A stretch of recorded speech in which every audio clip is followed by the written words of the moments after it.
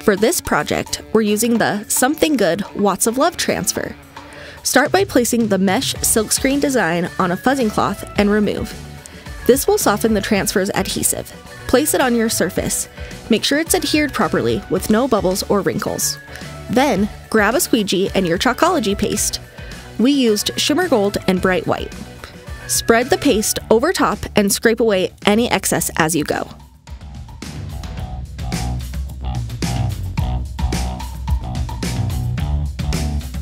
Once your design is fully chalked, peel, reveal, and admire your work. You did that! Next, don't forget to take care of the tools that helped you create such a fine finished piece.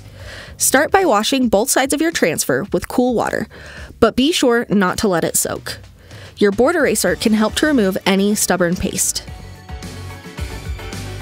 Use your quick dry tool or air dry the transfer with the sticky side up, then reapply the backer sheet. With the right care, you can use these designs again and again. Elevate your everyday decor with Chalk Couture.